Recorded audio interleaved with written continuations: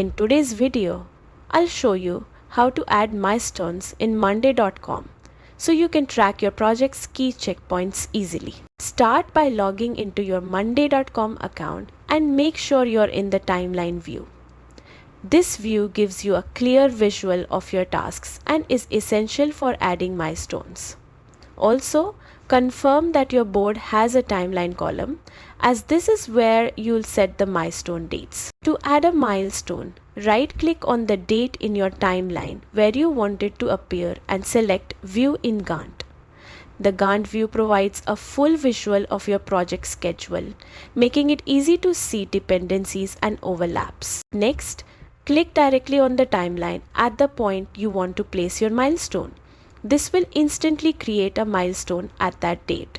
From here, you can customize it, rename it, set dependencies, or adjust the time frame to match your project's needs.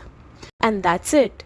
Adding milestones in Monday.com is quick and helps keep your projects organized and visible to your team. These key checkpoints make it easier to track progress and stay on schedule. Thanks for watching. And don't forget to like and subscribe for more Monday.com tips and tutorials.